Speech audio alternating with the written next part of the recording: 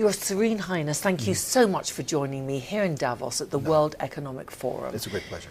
And of course, you're here to argue for ocean sustainability. What is the message through your own foundation that you want to give here to global leaders? Well, the message is pretty clear, is that the oceans are facing so many different problems. Problems are manifold. Of course, climate change has the biggest impact on oceans and creates very acidic waters in the ocean and threatens different species just in that way alone. But then there's problems of overfishing, problems of pollution of different forms, plastic pollution being the most serious problem that we're facing now, but there's pollutions of different contaminants, of different hydrocarbons, and of different materials. And so just to have people understand the importance that oceans have in the life that we have on Earth, and that it's really one of the regulators, along with both polar regions, of our climate. It absorbs a lot of the carbon dioxide that we put into the atmosphere, and then it also is the source of food and the source of livelihood for some 3 billion people around the world. So there is. It mustn't be left out of the global agenda, and it mustn't be left out of climate discussions, of different discussions pertaining to a more sustainable economy that we want to build. A blue economy. There is also a green economy for terrestrial ecosystems, but it is so important that we keep that in mind and that we keep that in the discussions. Do you feel there's been a seismic shift into public awareness and that people are now really listening? People are listening, and there is a greater awareness than there was in the past. But it's still, I still get comments that, okay, yeah, that's very serious. Some say, how can we help? Which is great, even if it's in a small area or a small concern. But then there are people who say, oh yeah, but that's out there, and that won't happen for several generations. So we still have time. It's not my problem now.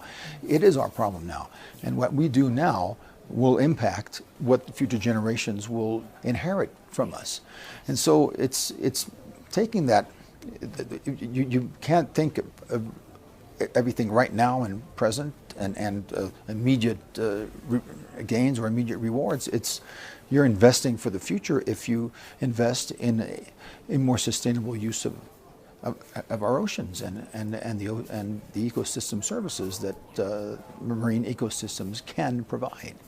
Talking of investments, the Constitutional Reserve Fund of Monaco has committed 10 million euros to an impact fund focused exclusively on the blue economy. Yes. Is this a new strategy going forward to create investments and innovations needed to tackle these issues? Absolutely. It's part of our Monaco strategy for the investments that we make and the investment of our Constitutional Fund. And not only do we contribute to the Ocean 14 Capital Fund, which was set up by the United Nations, Ocean 14 because of SDG 14, the Sustainable Development Goal number 14, which pertains to the oceans and life under the sea. But also on the foundation side, so the foundation also contributes to that fund, but the Sovereign Fund is the main contributor, but also to the Ocean Innovators platform, which is more philanthropic, but also with other financial partners, and that is also, that's kind of going in the same direction as the Ocean 14, but more for other initiatives and other ecosystems that we're trying to protect, and mostly coral reefs, although we also have another fund for coral reefs in partnership with the Paul Allen Foundation. But so all these initiatives have one goal, is to have a more sustainable use of the oceans. And so we hope that will be, that will invite other countries to do the same and to have more sustainable financing at the core, at the heart of their investment strategies. Well, in 2022, there was an attempt to create a UN Ocean Treaty, as well as the COP27 and COP15 climate and biodiversity conferences. Do you get frustrated that there's more emphasis on the COPs, the meetings there? Should there be more on oceans?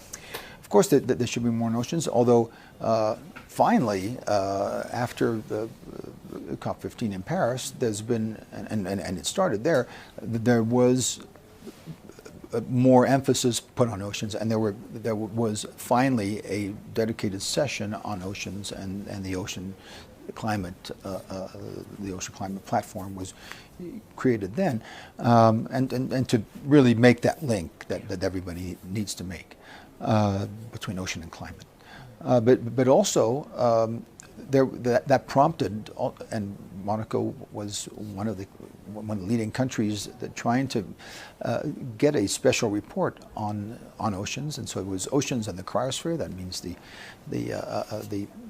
colder regions of the world, and that final report was produced in 2019 and was presented in Monaco, and so that really I think brought forward and made it more on a scientific base. The results were that what we feared was that the oceans were in great danger, and that we needed to address these issues now.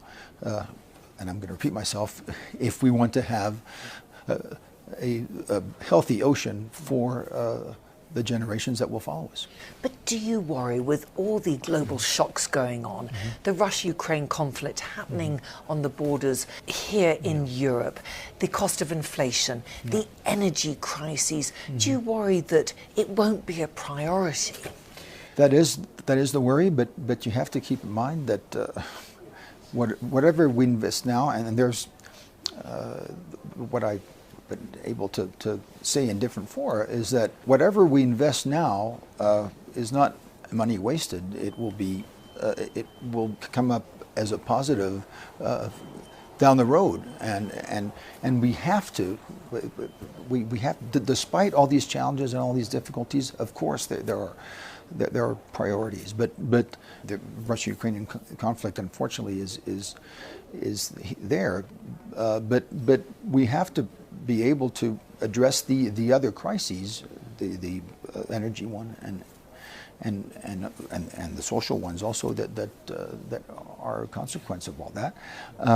Also, to turn those into an opportunity or into opportunities, and we have to start addressing them in a different way and in a more sustainable way, because otherwise we will not be able to pick that up. As the more time we waste now, we won't be able to address these issues down the road. Of course, the theme here at the World Economic Forum is cooperation in a fragmented world. Yes. As a head of state, what worries you the most? What worries me the most is that there's still too much of a short-sighted view of things, and of course everyone, and in our digital world and in our fragmented world, we want to resolve issues instantly, and we don't want to have any problems. We've lost the quality of patience, and of course we want to see the conflicts resolved, and the Ukrainian conflict, of course, but and as quickly as possible. But then we have to be able to reap benefits later on. We have to invest in a more sustainable use of our planet, because otherwise we will not have a planet and pretty quickly down the road, and also for future generations. And that's what I'm worried about. But it takes an effort to think beyond immediate terms and immediate goals and reaping immediate benefits. We have to invest in the future in a better way, in a more intelligent way, and in a more sustainable way. And finally, what is your message here to the global leaders that are assembled? Well, it's very simple. It's only by working all together, political leaders, international organizations, NGOs, the corporate world, the financial world. We all have to work, and of course the scientists. We all have to work together to address these issues in a more comprehensive way, in a more collegiate way, and in a more, I'm going to repeat myself, sustainable way, because that is the only way forward. But it's only by finding solutions all together and not going off in our different routes on the side. We all have to come together, and this is why not only Davos but all international fora are important to bring people together, so that there is a dialogue, and then there has to be an ongoing dialogue after these big meetings. But it is important to the importance of meeting face to face. So that's why it is so important to meet. We all meet together in one place, like here in Davos. Are you hopeful? Well, you have to be hopeful. There is still time, although that window is shrinking on us, to make changes and to make the changes that we want for our climate, for our energy, for all these issues, for pollution, for waste treatment. I could go on and on, but with the window is very narrow, but we have to keep that momentum alive, and we have to win this battle. Your Serene Highness, thank you so much for joining me. Thank you.